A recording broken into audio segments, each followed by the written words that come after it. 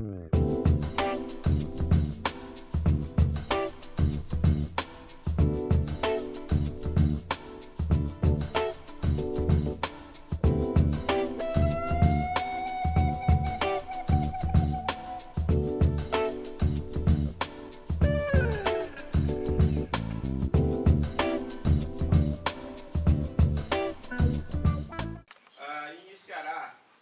então a palestra e depois então ouviremos o doutor Francisco Armada, que seria o primeiro palestrante. Então, por favor, doutor Pedro Lopes, esteja já aqui com a palavra e fique à vontade. Em seguida, então, passaremos para os demais palestrantes. Uma boa palestra para todos os presentes. Muito boa tarde a todas e todos. É com muito gosto que aqui estou. Quero agradecer o convite para vir fazer esta apresentação. A minha apresentação toca apenas nos conceitos principais, fundadores do termo saúde, do termo sistema de saúde. E, portanto, parece-me que é interessante fazer uma espécie de uma revisão para que nós nunca nos esqueçamos do que é que quer dizer saúde, que a saúde é um direito humano. Infelizmente não é consignado em todos os países, felizmente no Brasil, felizmente em Portugal são. Mas é importante lembrarmos quando é que isto apareceu, a definição do que é o sistema de saúde, e o sistema de saúde, a definição que existe, universalmente aceita, é uma definição que vai muito para além daquilo que muitas vezes é a prática dos vários governos, e depois, de uma forma mais rápida, a saúde das populações, a saúde em todas as políticas e uma abordagem mais sistémica. Ora, digamos que tudo praticamente começa com a assinatura em 1948 da Constituição da Organização Mundial de Saúde, logo depois da Segunda Guerra Mundial. E aí, pela primeira vez, aparece o termo saúde definido como um estado de completo bem-estar físico, mental e social, e não apenas a ausência de doença ou enfermidade. Eu chamo aqui a atenção para a grande importância deste texto, desta definição, que é uma definição política, por isso é que faz parte do preâmbulo de uma Constituição, de uma organização como a OMS, apesar de, depois, em termos práticos de medição da saúde, nós temos algumas dificuldades, lidamos com algumas dificuldades com esta definição. Eu não sei o que é um completo bem-estar físico, eu não sei o que é um completo bem-estar mental, muito menos social. Não sei o que é que se quer dizer. Como não sei o que quer dizer, não consigo arranjar instrumentos que me permitam medir se uma pessoa está em completo bem-estar ou não. Mas isso é um aspecto secundário, porque o aspecto importante aqui é o aspecto político. Ou seja, são caminhos. Isso tem sido muito importante em muitos países. Isso tem sido extremamente importante saber, não é apenas a parte física, não é apenas a dor ou a mobilidade que conta, é também a componente social, e também a componente mental e também a componente social. E aí tem tido um papel extremamente importante. Um outro marco muito importante para esta definição da saúde foi a Declaração da Alma-Ata, em 78, que define saúde como o grau segundo o qual o indivíduo ou que grupo é capaz de realizar as suas aspirações, a satisfazer as necessidades, mudar ou lidar com o meio ambiente. Ou seja, já é mais operativo, já é mais a relação daquilo que a sociedade espera que nós façamos, cada um de nós faça. É um recurso para a vida, não é um objetivo da vida. E, portanto, é um conceito positivo, enfatizando, eu lá em Portugal costumo dizer, como dizem os brasileiros, são pensamentos positivos de si próprio, das situações que fazem com que as pessoas tenham melhor estado de saúde e se sintam melhor. E, portanto, enfatizando recursos sociais, pessoais, bem como capacidades físicas. Esta é uma declaração extremamente importante que, de uma maneira ou de outra, já se falou de manhã. É uma declaração, está ali o presidente, o diretor-geral da OMS, ao lado está o representante, que é um dos Kennedys, um representante dos Estados Unidos, e aí é uma afirmação importante. A chocante desigualdade existente no estado de saúde dos povos, particularmente entre os países desenvolvidos ou em desenvolvimento, assim como dentro do próprio país, é política, social e economicamente inaceitável. E constitui, por isso, um objeto de preocupação comum de todos os países.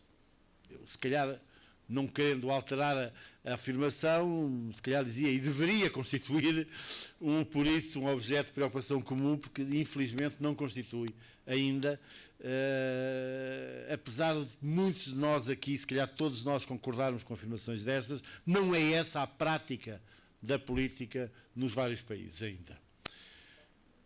Também ainda da Declaração de Alma-Ata, todos os governos devem formular políticas nacionais, estratégias e planos de ação para lançar e sustentar a atenção primária de saúde como parte de um sistema nacional de saúde integral e em coordenação com outros setores.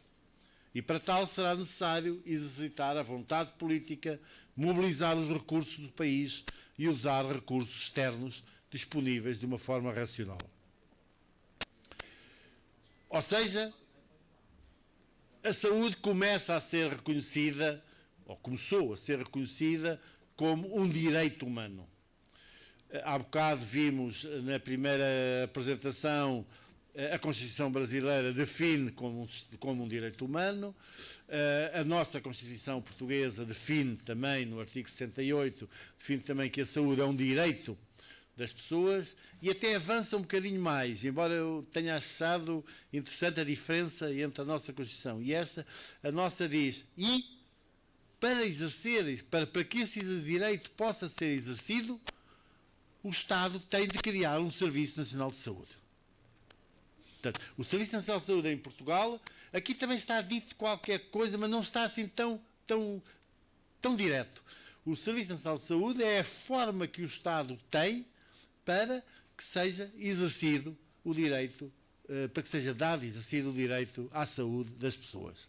E, portanto, a importância que tem para nós e, portanto, disponibilidade da saúde pública, de instalações, acessibilidade sem discriminação, aceitação pelos usuários, boa qualidade dos cuidados. São dimensões mínimas de qualquer sistema de saúde. E então o sistema de saúde começa por ser definido como um sistema de todas as organizações, pessoas e ações que têm como objetivo principal promover, restaurar ou manter a saúde. Nós temos os cuidados médicos, chamados cuidados médicos, os recursos, os processos dedicados à prestação de serviços médicos, preventivos, curativos, aquilo que nós chamamos, em termos de economia, a oferta de cuidados. Depois temos, depois temos aquilo que se chama os serviços de saúde, ou seja, os recursos e processos que existem para melhorar, cujo objetivo é melhorar a saúde. Eu a carregar no botão errado, peço desculpa. Depois temos o chamado setor da saúde, que é parte da economia, instituições e sociedades que lidam com a procura da saúde. Portanto, há bocado víamos a oferta, agora a procura da saúde, serviços, normas, produção, distribuição de medicamentos, etc. Depois temos assim um conceito que é o do sistema de saúde, que é um bocadinho mais do que o setor da saúde. Engloba também aquilo que também já se falou há pouco, os determinantes da saúde. Tudo aquilo que condiciona a oferta, tudo aquilo que condiciona principalmente a procura dos cuidados. E então, finalmente, temos o conceito mais alargado de saúde como um estado de bem-estar, um valor ideal, sobrevivência bem-estar e dignidade. E é interessante que muitas vezes se discute se viver com dignidade é viver de uma forma saudável. E quando se levantam algumas discussões um bocado mais filosóficas, se a saúde deve garantir que a pessoa viva, ponto final, ou a saúde deve garantir que a pessoa viva com dignidade. Que são discussões importantes, principalmente em períodos terminais da vida, em períodos paliativos, etc. São discussões que se levantam. A OMS define, felizmente para mim, que concordo, define o conceito de dignidade como um conceito que está associado intrinsecamente ao conceito da saúde. Mas há quem não concorde. Depois temos a definição que vem no relatório que há pouco também já foi mencionado, o Relatório Mundial da Saúde em 2000, em que os sistemas de saúde têm a responsabilidade de melhorar a saúde das pessoas, protegê-las dos custos financeiros da doença. Apareceu-me aqui qualquer coisa, a vocês também, portanto eu vou dizer que não concordo, ou lembro-me depois, pronto, não sei bem o que é, assim como tratá-las com dignidade. E agora entramos numa área que é quais são os principais objetivos ou objetivos finais de qualquer sistema de saúde. E a OMS, neste relatório, enfatiza muito qualquer. Qualquer quer dizer, qualquer que seja a renda do país, qualquer que seja o modelo de organização escolhido para implementar o sistema de saúde, qualquer, devem todos ter esses três principais objetivos, o que também é muitas vezes esquecido. Ou seja, obviamente, garantir uma melhor saúde para todos. E a melhor saúde quer dizer não só a nível médio, mas também a nível de equidade. Quando um determinado grupo da população consegue ter ganhos em saúde e os outros grupos não, isto aumenta a desigualdade e, portanto, é condenado por isso. Depois tem uma outra área, que é a área da resposta, responsiveness em inglês, que é um objetivo social, que é tudo aquilo para além do tratamento médico que é feito e que tem a ver também com a forma como somos recebidos, o tempo que esperamos, etc., pelos cuidados, e que também tem a ver com, também é analisado a nível médio e a nível de distribuição. Quando houver um grupo populacional, seja ele crianças, seja ele velhos, seja ele mulheres, seja ele indígenas, seja ele o que quer que seja, que tenha uma forma de acesso aos cuidados de saúde diferente de outra, aí estamos a violar o aspecto da equidade dos cuidados, e é importante. E finalmente, portanto, isto encara, neste conceito, o cidadão é encarado na dupla qualidade de indivíduo com direitos e, portanto, tem direito a ser tratado com dignidade, ter com autonomia, com confidencialidade, com uma comunicação em termos social, de apoio social, mas também como qualquer usuário de qualquer serviço. Portanto, o cidadão é as duas coisas. É um indivíduo com direitos e é um usuário de um serviço. E aí tem todos os outros aspectos de prontidão, de escolha, de apoio social, de qualidade das instalações, e isto tudo engloba esses 4+4, portanto, esses 8 conceitos englobam aquilo que nós chamamos a resposta. E, finalmente, um outro aspecto que é um objetivo final, eu repito, de qualquer sistema de saúde, que é a proteção do risco social e financeiro. E, portanto, a OMS é muito clara. As pessoas não devem deixar de recorrer aos cuidados de saúde para não entrar naquilo que é o termo que é utilizado bem para a OMS, em catástrofe financeira, porque não têm dinheiro e, portanto, indo aos cuidados de saúde, ficam com problemas financeiros, nem devem deixar de ir aos cuidados de saúde para evitar essa catástrofe financeira. E, portanto, aqui é muito importante também o papel que o sistema de saúde tem de equalizador, digamos, da resposta do sistema de saúde em termos sociais e em termos financeiros. Ou seja, o sistema de saúde não é só tratar de uma perna partida ou tratar da diabetes, é muito mais do que isso, e isso acho que é importante ser chamado a atenção. Porquê é que não é só tratar da perna partida ou da diabetes? Porque a doença e os cuidados de saúde podem ameaçar a dignidade, lá estamos nós no termo dignidade, a dignidade das pessoas e a sua capacidade de controlar a sua vida. E, por outro lado, como todos nós sabemos, os cuidados de saúde podem ser extremamente dispendiosos e ultrapassarem completamente a capacidade das pessoas de fazer face financeiramente a isso.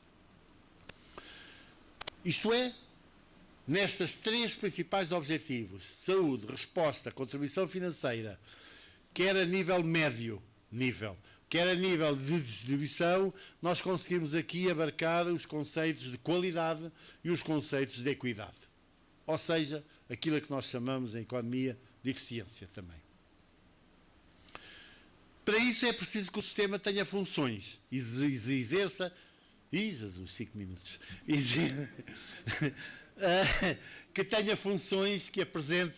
Uma delas já falou, o Sr. Vítor Raposo já falou há pouco, que é a função de governança, já se falou disso. A outra é a prestação de cuidados, obviamente, financiamento e geração de recursos. Além disso, as funções estão muito relacionadas entre si, portanto, uma boa governança leva a um bom geração de recursos, a um bom financiamento, geração de recursos leva a uma boa prestação de cuidados e, do lado dos objetivos finais, o mesmo, e a relação entre eles também é possível definir-se. Entretanto, há objetivos intermédios, eu aqui vou passar mais rapidamente, a menos que queira passar daqui a 10 minutos, passar outra vez com o mesmo, eu agradecia, mas que é a melhoria do acesso, a melhoria da cobertura, a prestação de alta qualidade e segura, promoção de comportamentos saudáveis e melhoria da eficiência. A melhoria do acesso em termos de disponibilidade dos serviços, mas também capacidade das pessoas para pagar esses serviços sem criar dificuldades financeiras. A melhoria da cobertura em termos de utilização dos serviços, mas também a aceitabilidade das pessoas, a vontade dos indivíduos para procurar esses serviços. E, portanto, temos a oferta da saúde, com disponibilidade e capacidade para pagar, a procura, com a utilização e aceitabilidade que levam ao acesso e à cobertura. Prestação de alta qualidade e segura, todos sabem, portanto, registros em condições de qualidade, qualidade do serviço, promoção de comportamentos saudáveis, promoção da saúde, desenvolvimento de estratégias individuais de grupos institucionais, comunitárias e sistémicas para melhorar literalmente as atitudes, as capacidades e o comportamento em saúde e, finalmente, a melhoria da eficiência, não só a eficiência técnica, obtendo-se, portanto, o máximo de resultados por unidade monetária, mas também a eficiência alocativa, produzindo os resultados necessários à produção dos objetivos ou estar naquela fronteira da produção. Portanto, nós temos um sistema de saúde, repito, de qualquer país, com funções, com objetivos intermédios e, finalmente, com objetivos finais. E isto tudo num ambiente extremamente complexo, demográfico, económico, legal e regulatório, epidemiológico, tecnológico, sociocultural e político. A saúde das populações é uma área importante, os resultados em saúde de um grupo de indivíduos, incluindo a sua distribuição nesse grupo. A saúde em todas as políticas, em que a OMS chega a dizer que o Ministro da Saúde devia estar envolvido em quase todas as decisões que têm a ver com a saúde das pessoas, com o bem-estar das pessoas, e muitas vezes não tem. Muitas vezes é o Ministro da Indústria, ou o Ministro que tomam todas as decisões, a Agricultura, tomam decisões que têm a ver com a saúde das pessoas, e o Ministério da Saúde não é muitas vezes ouvido. Não é só lá em Portugal, aqui provavelmente também não é na maior parte ainda dos países. Depois há fatores. Saúde em todas as políticas quer dizer que há fatores que têm impacto que estão para além das fronteiras habituais do sistema de saúde. E, por fim, há quem defenda uma abordagem mais sistémica, onde temos a governança, onde temos a informação, onde temos o financiamento, a prestação de cuidados, os recursos humanos e as metodologias e tecnologias, com os cidadãos no centro do sistema, como principal beneficiários. O sistema de saúde é encarado como um conjunto de componentes dinâmicas e interativas, portanto não são aquelas caixas bem estáticas, como eu há bocado apresentei, e esta abordagem atribui um alto valor à compreensão do contexto, uma coisa que se aplique, se tiver visto isso há pouco, uma coisa que se aplique na Dinamarca, pode ser que não se aplique aqui, pode ser que não se aplique noutro país, portanto, o contexto é muito importante e os objetivos do sistema de saúde coincidem com os objetivos intermédios que vimos há pouco e originais. Finalmente, e consegui poupar o zero, já vinha ali. Não, consegui antecipar-me. Um sistema de saúde, portanto, é um sistema de todas as organizações, pessoas e ações, cuja principal intenção são promover, restaurar ou manter a saúde. É caracterizado pelas entradas, os ambientes, os objetivos intermédios e os objetivos finais. Muito obrigado. Muito obrigado ao Dr. Pedro Lopes Ferreira. Ele me lembrou que o nome dele é Ferreira, e por acaso eu estudei na universidade onde ele e o Dr. Vitor são professores, e eu peço perdão de ter esquecido o nome completo do Dr. Pedro Lopes Ferreira. Eu quero chamar o Dr. Francisco Armada, e ao mesmo tempo, enquanto o Dr. Francisco Armada chega até aqui, lembrar que nós do Ministério da Saúde temos acompanhado algumas boas iniciativas de cooperação entre Brasil e Portugal. A Secretaria de Saúde do município do Rio de Janeiro tem desenvolvido uma forte cooperação com a Universidade de Lisboa na área de atenção primária. No ano passado, nós estivemos à frente de uma missão com a Secretaria Estadual de Saúde do Paraná, visitando exatamente o laboratório do Dr. Pedro e do Dr. Vitor, e eles estão iniciando um projeto na área de média e alta complexidade, de governança em média e alta complexidade. De tal forma que há sim possibilidade de trocarmos experiência, de mutuamente aprendermos. E, falando nisso, quero chamar aqui o Dr. Francisco Armada, que é do Instituto, representante do Instituto Sul-Americano do Governo em Saúde, ISAGS. Inclusive, tem uma publicação recente de 2012 por esse instituto, que eu mesmo tenho estudado bastante, uma comparação entre os sistemas de saúde de 12 países sul-americanos, Brasil, Bolívia, Argentina, e muito interessante, eu proponho que vocês puderem, possam olhar. Ele é médico pela Universidade Central da Venezuela, doutor em políticas públicas pelo John Hopkins, pesquisador social em determinação de saúde e sistemas de saúde, e foi ministro da Saúde da Venezuela nos anos 2006 e 2007, e também oficial da Organização Mundial de Saúde, a OMS, 2008 a 2013. Vamos, então, ouvir o Dr. Francisco Armada. Fique à vontade. Obrigado.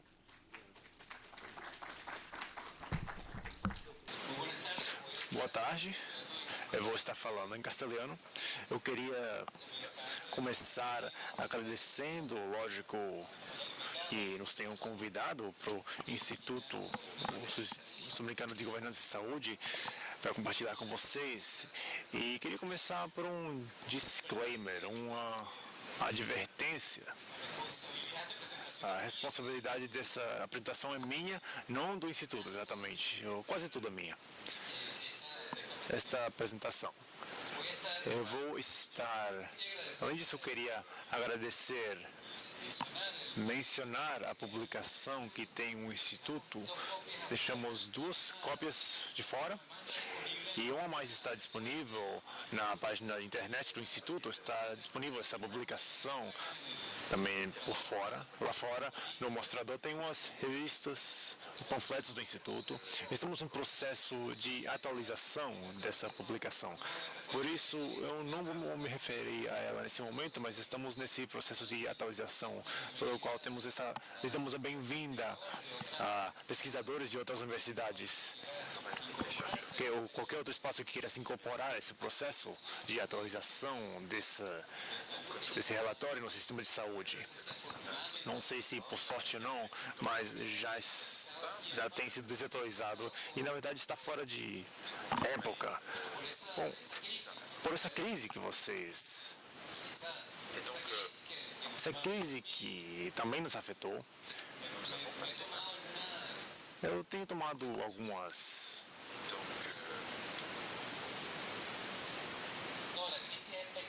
A crise é pequena, não é muito grande. É possível que depois se torne maior, mas ainda a crise é de dimensões pequenas. Aqui está bastante grande.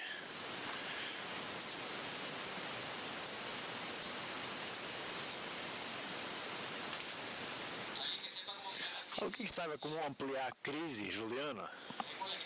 Vamos deixar a crise pequena, então? Vejam, atendendo que para mim foi mais bem uma provocação em termos do que é o título da apresentação. Tem que começar definindo a crise, ou seja, quais são esses aspectos de resiliência, esses aspectos possíveis de inovação no que é definir a crise. Eu acho que vocês foram bastante capazes em nos mandar o título dessa apresentação, mas não nos enviaram a definição da crise. Nós ficamos nos perguntando, que crise era essa? Qual era essa crise? Sem dúvida, a região da América do Sul um ambiente de competência do nosso instituto tem passado por umas mudanças muito importantes nos últimos anos. Tem tido uma expressão em políticas públicas e tem tido uma expressão particular nos sistemas de saúde. Um dos componentes dessas expressões tem tido a ver com o financiamento, a quantidade de dinheiro que está disponível para as políticas públicas e é talvez o aspecto onde vamos estar mais em concordância com a definição da crise. E outros têm a ver com a incorporação de novos modelos de gestão, ou talvez de velhos modelos de gestão. Às vezes você não sabe se o velho é novo, você não sabe o que é novo ou o que é velho. Né? Por isso que compartilhamos essa foto de um filme, do primeiro filme que foi feito sobre a máquina do tempo. Porque às vezes os modelos novos que estão se impondo, os novos modelos que estão se estabelecendo para o financiamento e a gestão, são modelos que já têm sido usados há muitos anos e têm sido usados na região. Inclusive, alguns foram tentados dentro da própria região. Estamos tentando incrementar a crise. Em qualquer caso, nós tentamos definir 3 aspectos ao que nós supomos que seria essa crise, ou que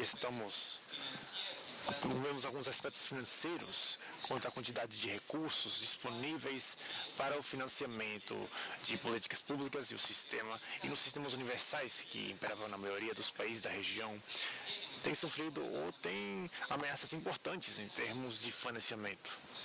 Obrigado. Certo. Outro que está ligado aos novos modelos, aos velhos novos modelos de gestão que estão mudando, que tinham desaparecido ou tinham sido substituídos, mais que nada por prestação e provisão pública de serviços de saúde, começaram a receber novas pressões para ser de novo financiados e prestados de maneira privada. E além disso, também nós quisemos incluir dentro dessa definição de crise o que são novas e também velhas. Também ocorre essa dualidade entre o velho e o novo. são situações epidemiológicas de algumas tentativas que tínhamos feito no passado. Vemos que ressurgem, talvez, com novas características, mas que aparecem de novo. E se referir um pouco ao tema da febre amarela, que vai ser referido no tema da febre amarela. Então, quisemos definir essa crise dessa maneira. Bom,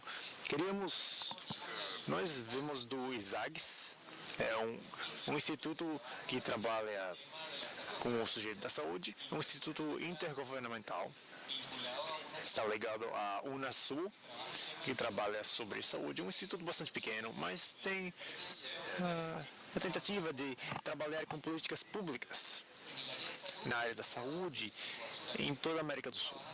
Trabalha com assessoria dos países da região, mas também tem uma função importante em integrar os países da região para procurar políticas conjuntas, ou aspectos conjuntos contra a políticas públicas no plano de saúde. Agora, uma expressão da Unasul em matéria de saúde. A Unasul tem somente duas instituições que trabalham em temas específicos. Uma trabalha com o tema de defesa, que está em Buenos Aires, e o outro somos nós, chama-se ISAGS, estamos no Rio de Janeiro. Estamos muito ligados lá em cima. Somos a expressão da Unasul. Unasul.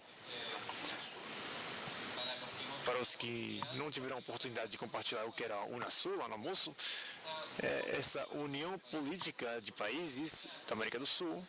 Estamos os 12 países da América do Sul. Você pode ver toda a região da América do Sul, exceto as colônias. Nós formamos parte da Unasul, esses 12 países. A sede está no Quito.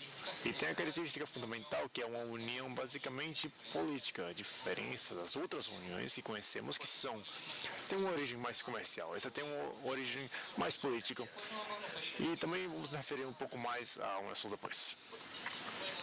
Bom, dentro disso também, o título temos Resiliência e Inovação. Escolhemos 7 aspectos dos quais pensamos que podem responder essa pergunta. Mesmo tendo sérias dúvidas frente a essa crise, podendo falar em resiliência, ou incluso você pode falar em inovação, alguns de nós nos sentiríamos mais confortáveis falando em resistência. A primeira vez que eu me falei essa palavra era resistência, porque diante de certas partes da saúde é difícil ser inovador, é difícil ser resiliente. Então, talvez seja um aspecto ao que vamos nos referir, dependendo um pouco dentro do aspecto que estejamos, se vai ser resiliência, inovação ou, melhor dito, resistência, diante de alguns dessas mudanças ou retrocessos, de acordo com como você veja na área da saúde. Bom, o primeiro tem a ver com o direito da saúde. Eu acho que falamos muito sobre o direito da saúde e todos os outros que podemos estar falando continuam se referindo ao direito à saúde. Estamos numa região onde quase todos os países possuem algum manifesto expresso no nível constitucional sobre a saúde como um direito, com algumas diferenças características. Existem alguns que não fazem de maneira tão explícita, mas mais que nada, especialmente nas últimas constituições, as que têm ao redor de 10 anos, quase todas têm um manifesto muito expresso sobre a saúde como um direito. Saúde como um direito. Me refiro, lógico, aos dos 12 países. Aos 12 países da região. Todos têm pelo menos um artigo onde estabelecem o caráter da saúde como um direito. Alguns são mais explícitos. Nós vemos alguns, por exemplo, que falam diretamente sobre responsabilidades do Estado para garantir esse direito. Outros ligam um pouco mais com uma responsabilidade mais individual, mas sempre está estabelecido pelo menos um artigo ligado ao direito da saúde. Existem algumas constituições que estão até mais detalhadas. É uma característica constante em quase todos os países, os 12 países que fazem parte da região. Isto é fundamental.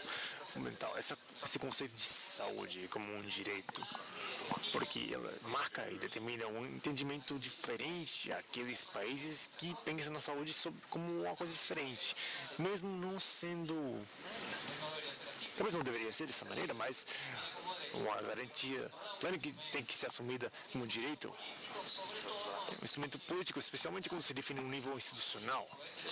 Vendo um país que pode ter uma constituição, pode ter como cidadãos e cidadãs possam ter uma constituição onde a saúde está estabelecida como um direito a outros, é possível. De fato, muitos dos nossos países da América do Sul, antes desse conceito, não existia. Agora é diferente porque se garante esse direito constitucional à saúde para lutar por e dizer que não se faça comercial, até num contexto que possa ser visto no nível constitucional como a mercadoria. E isso acontece em muitas outras áreas. Isso está estabelecido claramente aqui como um direito. Essa é uma característica muito importante. E aqui sim poderíamos talvez até aplicar o termo resiliência, porque isso tem uma implicação bastante clara quanto ao que se trata a organização do sistema e a formação do sistema. Além disso, muitas das constituições da América do Sul também ligam o direito à saúde como o direito à vida. Muitas ligam isso a outros direitos, estabelecem como uma margem de direitos que é ainda mais amplo, incluindo ou ligando-a com o direito à educação, à saúde, ao trabalho. Então, é fundamental para a abordagem dessa situação, a abordagem de qualquer tipo de desafio que possamos ter, quando se trata de como se cria um sistema de saúde. É uma vantagem muito importante, o direito à saúde. Os outros 5 aspectos, todos se vinculam de uma maneira a esse direito à saúde, que está em toda a Constituição. Um desses, e também foi mencionado em 2 apresentações, com 2 casos. Um desses tem a ver com a litigação, processo de litigação, o direito a... litígio. Ser processos judiciais. Fazer litígio e reclamar por esse direito. Nesse caso, o mecanismo serve para garantir a saúde? Pode ser ou pode não ser. É uma ferramenta. O fato que a saúde está constituída como um direito pode permitir exercer esse mecanismo legal, mecanismos judiciais para esse direito. Na prática, nós vimos alguns exemplos onde talvez algumas judicializações da saúde têm favorecido a compra de algum remédio específico ou estabelecer alguma modificação do pressuposto para todos os cidadãos. Nós vimos alguns casos onde não fica tão claro se os mecanismos judiciais têm favorecido o direito. Mas é uma ferramenta que, pelo menos em teoria, pode ser usada para trabalhar sobre a garantia ao direito à saúde.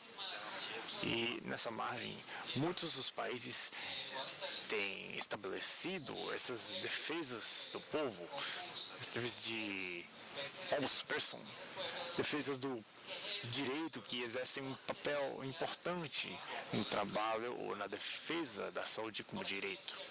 Agora, também é correto que o mecanismo é utilizado às vezes pela indústria farmacêutica, usar um mecanismo de litígio. E algumas pessoas que têm estudado esses processos têm dito que funcionou, dito como um risco para esse direito à saúde. Mas é uma ferramenta que pode ser utilizada de uma maneira ou outra, mas a visão de direito nos permite utilizar essa ferramenta frente a qualquer investida contra o sistema de saúde que não seja universal, o sistema de saúde que não apoie a equidade. A participação comunitária, outro mecanismo muito importante, participação social, diferentes formas que podem se estabelecer, que também permitem o trabalho para essa garantia. De fato, em alguns países a saúde é um direito constitucional, não porque o grupo de constituintes achou que é bonito, mas porque respondiam a pressão popular muito grande. Respondiam, bom, justamente estamos em um país que viveu um processo muito emocionante. Também se viu em outros países da América do Sul, onde a garantia do direito da saúde corresponde a essa luta pelo direito a essa mobilização que tem se mantido em outros espaços. Temos alguns países que têm leis e mecanismos especiais que garantem a participação comunitária, popular, como você quiser chamar, no marco da saúde. Outros não têm. Mas esse cenário é o que permite essa luta, esse trabalho pela defesa da saúde como um direito, nesse caso. Não existe um padrão comum na América do Sul quando se trata da participação. Tem cenários muito diferentes no mesma margem legal, mas eles têm ido mudando ao longo do tempo. Existem experiências muito interessantes, como é a própria experiência brasileira, com a Assembleia, com os diferentes ambientes de governo, que tem um caráter de ligação, e é um caráter importante de resistência, resiliência, e que pode ser de inovação, deve ser de inovação. Existem experiências bastante interessantes com as comitivas de saúde, por exemplo, na Venezuela, onde se faz convocações das comitivas de saúde nacional, usando meios da televisão nacional, por exemplo, para garantir que tenha uma cobertura nacional com uma certa ligação com as decisões. E depois o país onde realmente é muito marginal, onde somente existem processos formais de consulta pública de algumas ferramentas legislativas. Mas, sem dúvida alguma, é uma ferramenta que, com claridade, pode ser utilizada com a defesa e no desenvolvimento da saúde como um direito. Às vezes acontece isso, mesmo assim, onde não tem tanto impacto. Então, vamos aqui. O ambiente local. Acho que também foi mencionado por alguém no tema do papel dos governos locais. É outro espaço interessante de trabalho da saúde como um direito. Existem governos municipais que têm competências importantes na saúde. É que acontece algo importante como a legislação. Acontece como o litígio. O processo de litígio pode funcionar de um jeito ou outro, mas temos tido muitas experiências no nível da América do Sul, onde no ambiente local tem se trabalhado para a garantia do direito à saúde, inclusive tem se oposto iniciativas, têm sido opostas iniciativas nacionais que têm tentado fazer experiências privatizadoras ou experiências que limitaram alguns dos processos. E nós temos alguns casos onde o nível constitucional, nacional, não tem uma garantia ao direito da saúde, mas se existe no nível dos estados. Então, aí você pode planificar algumas contradições. Talvez o caso mais frequente é o da Argentina.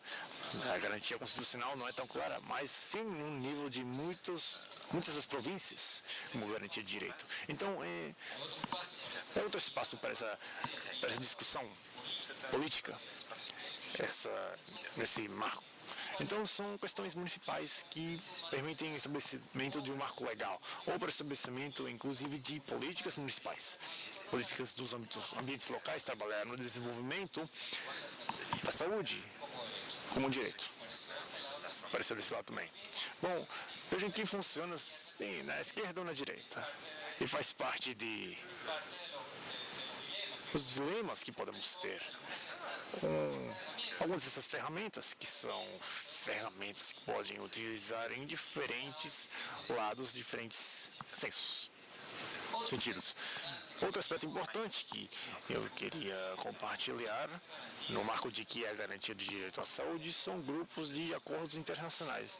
Nós estamos indo do local, municipal, para o que são compromissos internacionais subscritos pelos países, que fazem parte de outro espaço e outro compromisso outra política que força a visão da saúde como um direito. Em alguns casos, não somente isso, mas em alguns casos quase que forçam a visão da saúde dentro do marco de mais amplo. Marco entender a saúde mais como um processo determinante social. É o que está mais na margem dos compromissos internacionais, o que é mais de moda ultimamente, corresponde aos objetivos do desenvolvimento sustentável. São esse grupo de desenvolvimento sustentável, de alguma maneira, substituiu, foi continuação de objetivos do desenvolvimento do milênio. E tem um grupo de 17 objetivos, e cada um está escrito, cada um está separado em outros objetivos. No fim, são sempre poucos objetivos. Eles compreendem uma grande quantidade de áreas. Tem o número 3, que está ligado diretamente ao setor saúde. O número 3. Mas os outros têm algum impacto, os outros têm um impacto de alguma maneira. Lógico que quando falamos sobre pobreza, é muito difícil pensar em erradicar a pobreza sem entender a saúde como um direito, sem abordar o tema da saúde. Quando falamos sobre a abordagem da fome, de nos livrar da fome, também é muito difícil não ligar isso com o aspecto de saúde. E esse grupo de compromissos internacionais, esse é um exemplo, mas existem países, por exemplo, existem muitos outros compromissos internacionais, e alguns inclusive têm o caráter de delegação do direito.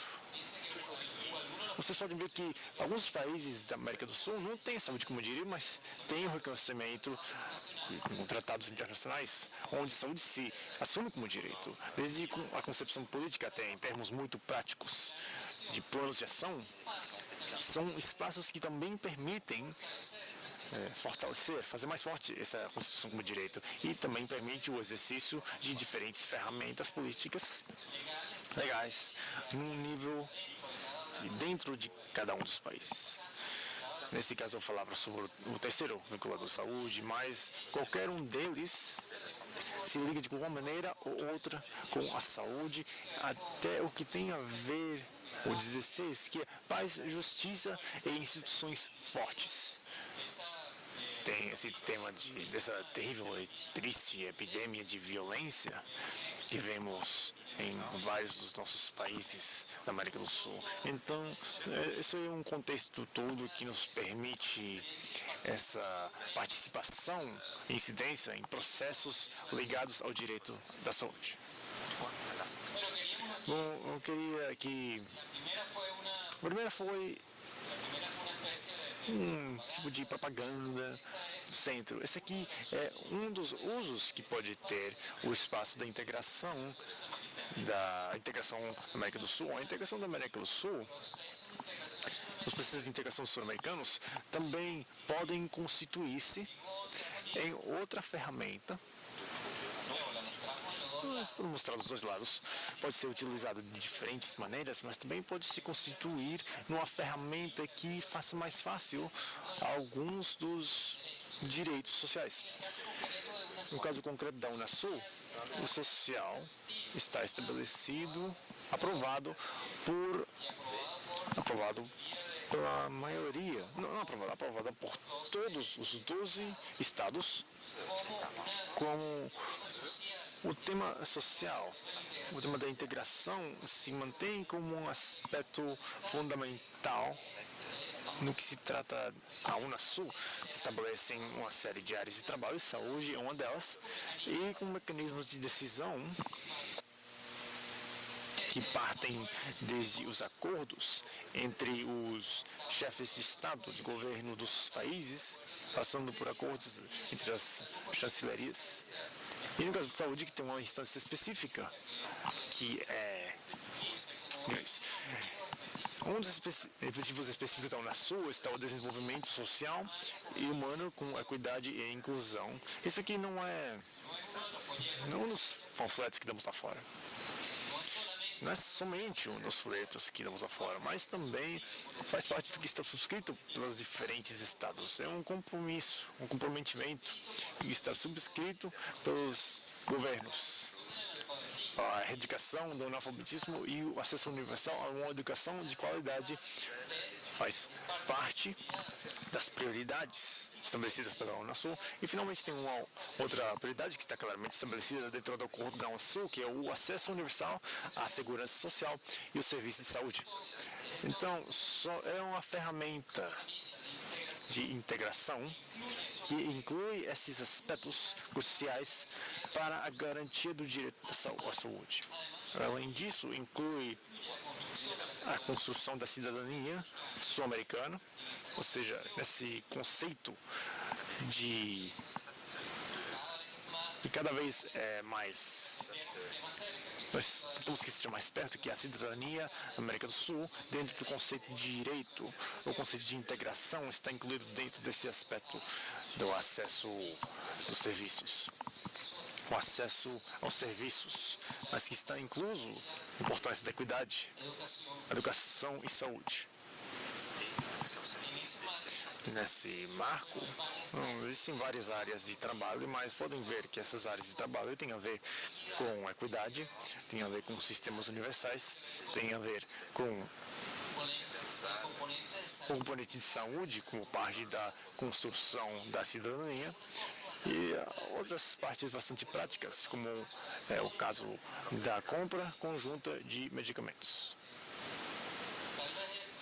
Talvez seja bastante óbvio a ligação da compra conjunta de medicamentos com o direito à saúde, ou talvez não seja, mas no marco da crise, ou dessa provocação inicial do que é a crise, um dos aspectos que se comprometem é o acesso dos medicamentos pela dificuldade de todo o complexo industrial sobre o tema dos preços.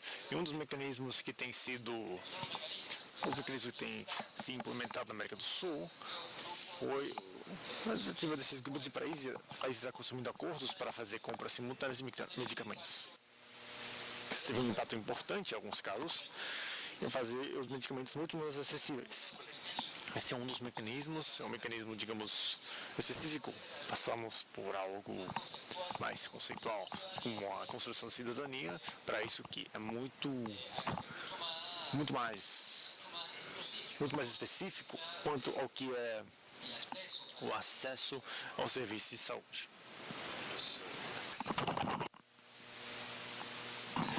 Parece que eu estou ficando sem tempo, mas então desculpe, mas aqui tínhamos o tema da investigação. O mundo acadêmico também oferece uma oportunidade de trabalhar para a defesa do direito da saúde.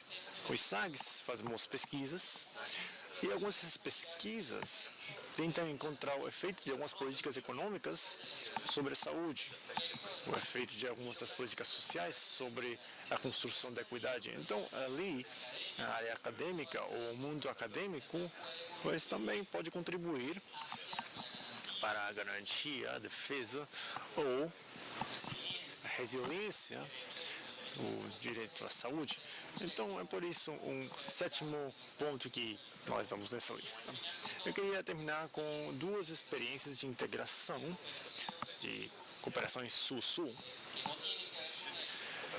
que não tem a ver com o Instituto SAGs onde trabalho, mas que são exemplos de como essa integração sul-americana também facilita a garantia do direito da saúde. Uma é a Missão Milagre, que além do seu caráter religioso do nome, tem sido uma experiência de cooperação Sul-Sul, onde tem tido saúde visual em grupos de países, fundamentalmente em intervenções cirúrgicas de cataratas, atendendo cegueira evitável, e tem cooperação entre grupos de países sul-americanos, atendendo também passa de 1 milhão de pacientes, não somente na região, mas em outros países por fora. Outros eventos, temos a cooperação Sul-Sul para o trabalho do direito à saúde. São intervenções cirúrgicas de cataratas que se levam aos países, ou países onde funciona o serviço de maneira gratuita. Mais adiante, temos serviços de atenção à saúde visual em cada um dos países. E outro que está se trabalhando assim, no Instituto, eu queria compartilhar, porque parece bastante longe de saúde, e outras das funções dessa cooperação sul-sul é a troca de políticas que permitem o avanço para a garantia do direito à saúde. Nesse caso, nós referimos a experiências etiquetas de alimentos, e foram no começo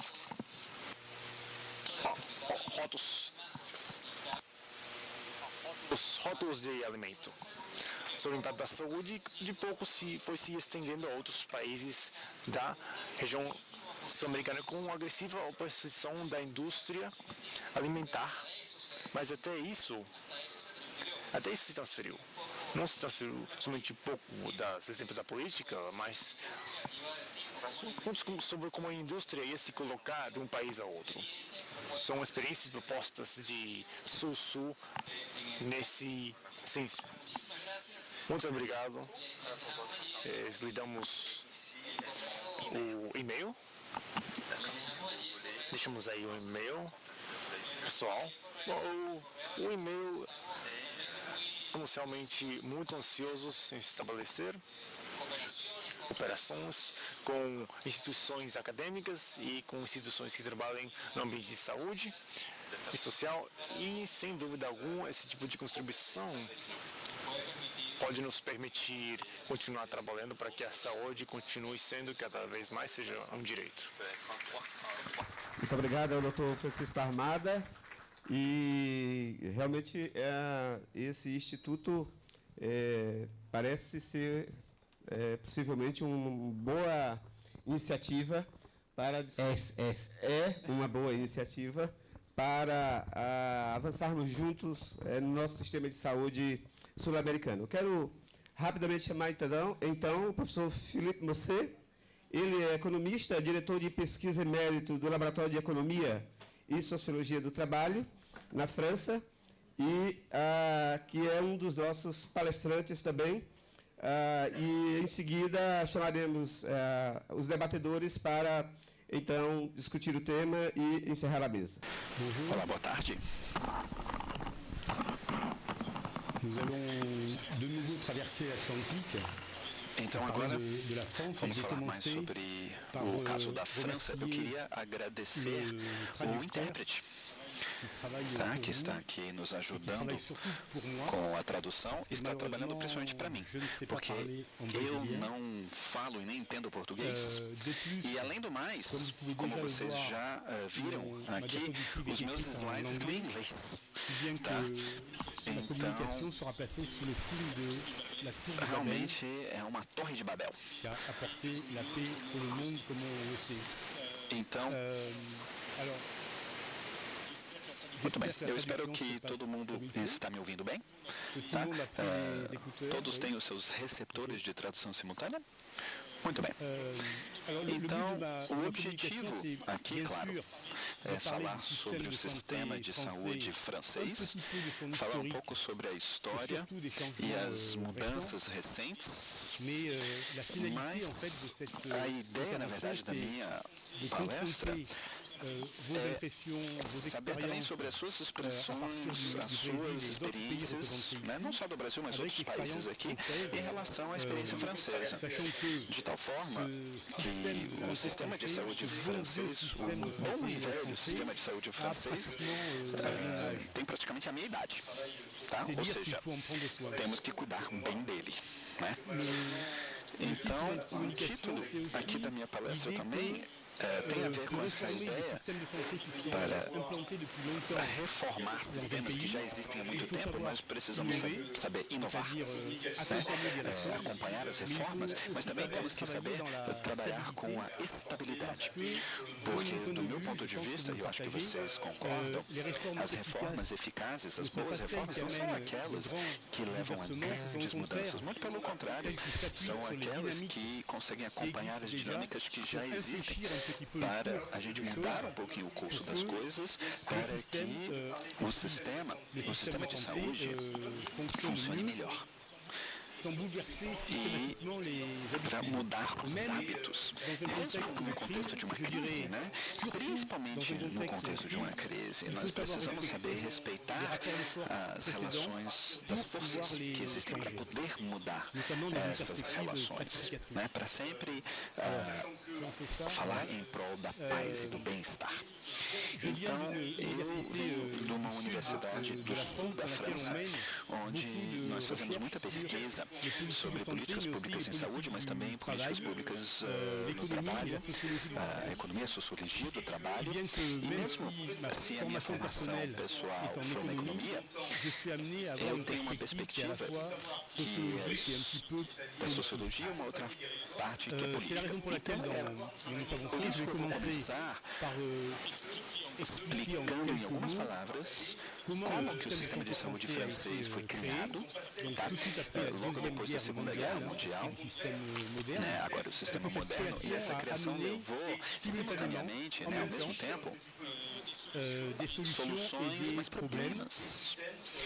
E, claro, muitos desses problemas existem até hoje em dia. E nós vamos ver mais tarde os novos desafios do sistema de saúde francês. E como que esses desafios estão sendo encarados, né? Através da inovação, mas como eu já disse também, com ferramentas, com instrumentos de governança. E isso tem a ver com a nossa herança histórica. Eu vou concluir, se tiver tempo, com algo que é como se fosse uma lição que nós podemos tirar da experiência francesa. Então, rapidamente, o sistema de saúde da França, nós temos muita dificuldade em classificá-lo nas tipologias dos sistemas de saúde que existem no mundo afora. Porque eu diria que o sistema francês tem as suas raízes do lado de Bismarck, né? Raízes bismarckianas, que parece ser estranho nessa rivalidade entre a França e a Alemanha, mas a França importou de uma certa forma as ideias e o sistema de Bismarck logo após a Segunda Guerra Mundial, em 1946, mais precisamente. E esse sistema de saúde francês, eu acho que esse ponto é importante, é um dos produtos da resistência francesa durante a Guerra Mundial. Ou seja, o Conselho Nacional da Resistência que escreveu a primeira Constituição do sistema de saúde francês. E uma das características é o paritarismo, ou seja, a gestão, a governança desse sistema de saúde é dada desde a origem ao que nós chamamos os parceiros sociais, ou seja, os sindicatos por um lado, né, dos operários de um lado e os sindicatos patronais do outro. Então o sistema bismarckiano, na verdade, vem do mundo do trabalho, é onde surgiu, né, a gestão, as necessidades, as medidas, as avaliações, etc., do sistema de saúde na França. E nós vamos ver mais no período recente, isso tem mudado um pouco, né? Do ponto de vista histórico, eu acho que é importante dizer que o financiamento, o orçamento do sistema francês vem de uma parte dos empregadores, né, das empresas, mais ou menos 13% dos salários. Isso é como investimentos da saúde, mas do lado dos trabalhadores, aproximadamente 5% dos salários são investidos na Seguridade Social. Ou seja, como é o mundo do trabalho que está financiando a saúde, também é o mundo do trabalho que precisa governar, regulamentar e também, potencialmente ou teoricamente, também é o mundo do trabalho de onde tem que vir as reformas.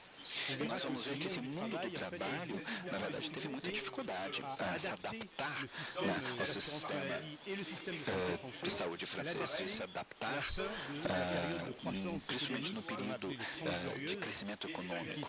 E esse período terminou mais ou menos nos anos 70. Então, durante 30 anos, mais ou menos, o sistema funcionou muito bem, porque houve um crescimento econômico muito bom, E daí essa lógica depois mudou nos anos 70.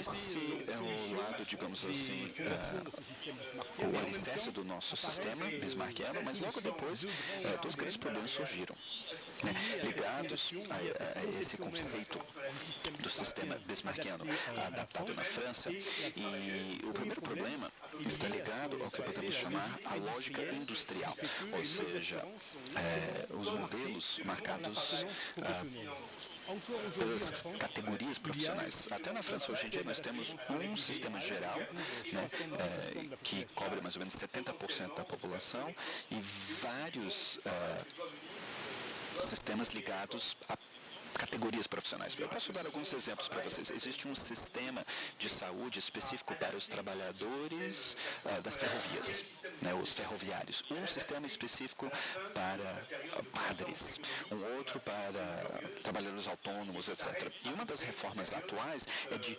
juntar esses diferentes sistemas, né, de saúde, mas essa diversidade criou muitas desigualdades importantes que estão reduzindo com o tempo, mas originalmente essas desigualdades foram muito fortes e ligadas à estrutura bismarckiana do nosso sistema.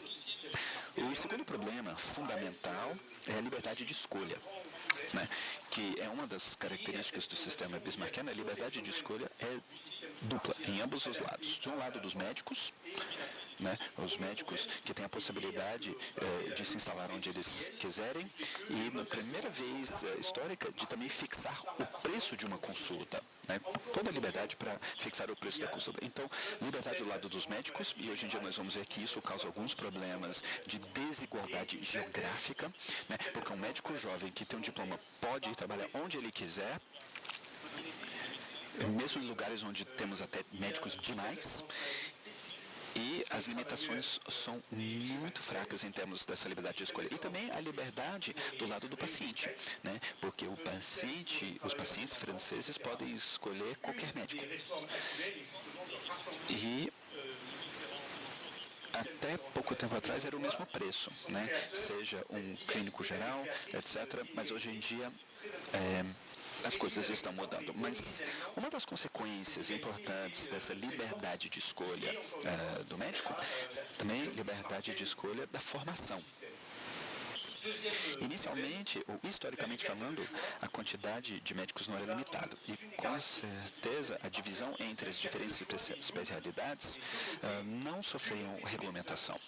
Eu posso imaginar como aqui ou em outros países europeus, a regulamentação da quantidade de médicos se tornou um problema, um desafio, né? Mas não era o caso na França no início. E, de qualquer forma, essa história toda de grande liberdade de escolha fez com que hoje nós temos no sistema francês uma hiperespecialização, ou seja, temos muitos especialistas e também clínicos gerais,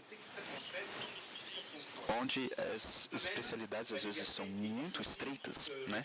Porque é ligada à formação, mas também ligada à pesquisa. Isso explica que, em alguns casos, em algumas patologias, alguns casos geográficos também, os pacientes franceses não conseguem encontrar um médico, têm dificuldade de encontrar um médico para poder prestar algum cuidado, algum atendimento. Então, aqui são as raízes bismarckianas do nosso sistema. E, junto com isso, temos três dinâmicas, por assim dizer, que são desafios, né, que nós precisamos encarar com reformas ou com inovação. A primeira dinâmica é estrutural, ou seja, eu não conheço muito bem a situação no Brasil, ou em outros países da América Latina, mas eu sei que na França existe uma característica por parte do sindicato. Então, a quantidade de profissionais sindicalizados é muito pouca, é muito fraca, né? E os sindicatos são muitos e são muito divididos. E essa divisão, muitas vezes, tem a ver com ideologia ou política, sindicatos que são bem da esquerda, né, muito próximos ao Partido Comunista, e outros mais para a direita. E essa divisão, essa rivalidade, a concorrência entre os sindicatos torna-se um desafio interno muito forte em detrimento da governança e da regulamentação do sistema. E daí podemos ver uma grande diferença em relação à Alemanha, por exemplo, onde o sistema bismarckiano, né, se originou, e vocês sabem, na Alemanha os sindicatos são fortíssimos, mas são muito unidos. E é um sistema que os alemães chamam de cogestão, ou seja, uma governança mista entre os sindicatos dos trabalhadores e os sindicatos patronais. E, na verdade, na França é uma divisão desses sindicatos. A boa governança na saúde, claro, isso não foi um grande problema quando a França cresceu economicamente, mas quando esse crescimento terminou, tivemos um problema. Na época tínhamos muito dinheiro no sistema, às vezes dinheiro até demais que era desperdiçado, mas nunca sentimos muitos problemas ou limitações orçamentárias. Mas esse é um problema estrutural que num período mais recente nós estamos tentando resolver, né, mexendo com o poder dos sindicatos. E a segunda dinâmica do sistema de saúde é uma dinâmica endógena, criada pelo sistema. Então, eu falei sobre a hiperespecialização da medicina na França, e sabemos que essa hiperespecialização significa também um aumento dos custos, né? Porque um atendimento especializado é mais caro do que a prevenção ou do que a atenção básica. Então, aqui eu coloquei alguns números, tá certo? Alguns exemplos, tá? Então, eu espero que eu não me enganei com os números em relação ao Brasil, mas vocês podem ver aqui a referência, não sou eu, a referência é a OMS, tá? Eles aqui estabeleceram esses números. Podemos ver que, de modo geral, a oferta, né, do atendimento na França é muito importante para a população. Então, um exemplo aqui do Brasil, mas temos aqui, né, Portugal, por exemplo, outro país europeu, outros exemplos que nós ouvimos hoje de manhã, onde é possível comparar o atendimento de diferentes países, e a França sempre é vista onde a densidade de médicos, densidade de enfermeiros e leitos é sempre uma densidade importante. Então, a primeira dinâmica endógena é o crescimento dos custos e a ausência de regulamentação da oferta. Um segundo fenômeno endógeno, que acho que o Brasil está começando a ver isso agora, é o fato de que a população está envelhecendo, né? Então, na França, hoje em dia, nós temos mais ou menos uma população bastante envelhecida, né? 20% da nossa população acima de 65 anos, eu sei que para o Brasil talvez é um pouco menos, e é uma dinâmica endógena porque uma das explicações desse crescimento da idade da população, né, da idade mediana, mas também o percentual de pessoas já idosas, uma explicação é o aumento da expectativa de vida na França, né? Nós vimos exemplos da expectativa de vida aumentando na maior parte dos países, com exceção dos Estados Unidos. Isso é difícil explicar, mas nós podemos considerar, mesmo se existem muitos fatores, podemos considerar que a expectativa de vida que aumenta é um dos resultados de uma qualidade do atendimento, qualidade do sistema de saúde. Então, é por isso que eu considero essa dinâmica endógena, onde agora nós estamos encarando essa dinâmica né, de envelhecimento da população. E é um desafio importante para os sistemas de saúde na Europa. E acredito que em muitos outros países fora da Europa. E uma última dinâmica mais recente, com a crise econômica, que para a França realmente começou nos anos 80 e depois foi acelerada depois de 2000, com a crise econômica, né, e o desemprego aumentando cada vez mais. Hoje em dia, mais ou menos 10% a desemprego na França, mais ou menos igual ao Brasil, né? Eu vi alguns números falando de 12% ou 13% de desemprego no Brasil. E o que está acontecendo na França também é o aumento do desemprego entre os jovens, ou seja, as contribuições salariais estão diminuindo também à medida que o tempo passa. E aí vamos ter que encontrar soluções diferentes, né, a essas dinâmicas. Muito bem. Então, em primeiro lugar,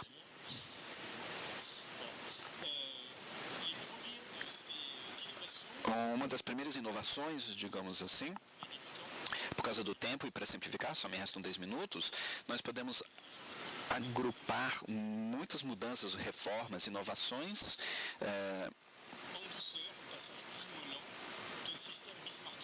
e essa passagem de um sistema bismarckiano para Beveridge. Então, diminuímos as contribuições dos salários, mas aumentamos com a contribuição dos tributos. Ou seja, todos os franceses, trabalhando ou não, contribuem com o sistema de saúde. 5 ou 6% dos seus salários, que é 20% da receita do sistema de saúde. Então, o sistema de financiamento está indo de Bismarck para Beveridge. E eu vou pular esse segundo ponto, a gente pode ver isso depois no debate. Vamos ao terceiro. Ao mesmo tempo que existe essa mudança de financiamento, o Estado francês está se tornando cada vez mais forte, está intervindo cada vez mais na gestão do sistema, né? Como eu disse, os sindicatos, os parceiros sociais são fracos, então o Estado está ocupando esses espaços e também é o orçamento do Estado de onde vem o financiamento, então o Estado tem toda a legitimidade para criar agências dedicadas para avaliação da qualidade, né, dos cuidados, do atendimento, que não existia antes dos anos 90. E que combina muito bem, né, a possibilidade do Estado contratar e também planejamento regional para poder aumentar, né, a oferta aos usuários. Então, mais recentemente agora, as grandes mudanças que aconteceram eram de integrar na governança do sistema novos atores. Então, claro, eu posso listar vários, mas digamos que os mais importantes são os especialistas, os experts, principalmente aqueles que conseguem fazer uma boa avaliação econômica para melhorar a eficiência do sistema de saúde, mas também os pacientes, né, os cidadãos e os pacientes. Nós ouvimos falar sobre direito à saúde, né? Eu sempre fico surpreso que a gente não fala dos deveres, né? Os deveres que têm a ver com os direitos. Talvez se a gente tiver um tempo no debate, eu possa falar um pouco mais sobre essa ideia de deveres e direitos. Para mim, ser cidadão significa ter direitos, claro, mas também ter deveres, né? É uma garantia de emancipação cidadã. Mas nós podemos falar mais sobre isso no debate.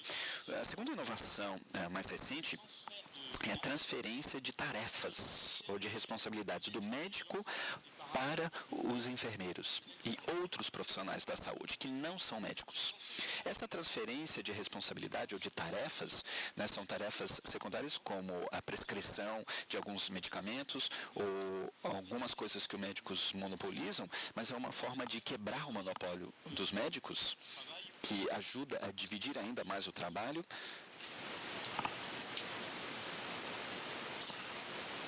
E talvez, em relação aos especialistas, eu queria só dizer que um dos sinais de mudança de um sistema Bismarck para Beveridge é a criação na França do que nós chamamos a Alta Autoridade da Saúde. HAS é como se fosse NICE na Inglaterra, que é uma agência de expertise médico-econômica, mas também administrativa, que regulamenta, né, o sistema com critérios de eficiência bem rigorosos. E para finalizar essa lista de inovação, antes de chegar à conclusão, eu posso falar sobre esses últimos dois pontos, que eu chamo de Healthcare Centers.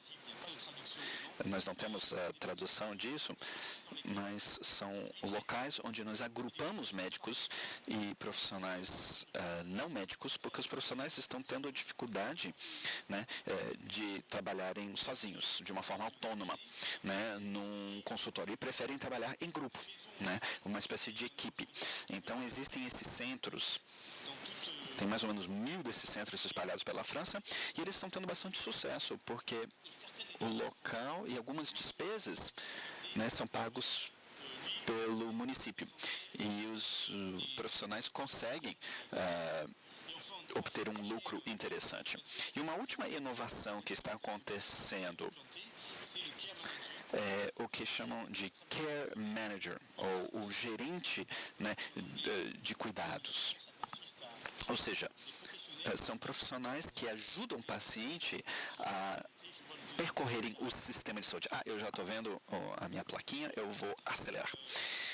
Então, eu vou terminar com 4 lições aprendidas, digamos assim, que podemos, né, tirar do caso francês. A primeira lição seria evitar o que a França conseguiu fazer até agora, evitar com que os seguros privados invadissem o sistema de saúde. A segunda dificuldade, ou lição, é a redução das desigualdades na saúde, principalmente a redução das desigualdades sociais e econômicas. Isso já foi dito por um dos palestrantes anteriores. E, finalmente, o último desafio seria envolver os pacientes e cidadãos na governança do sistema de saúde. Não é fácil, mas é indispensável ao mesmo tempo. E a quarta lição é uma que verá aqui da nossa discussão no final. Então, muito obrigado pela sua atenção.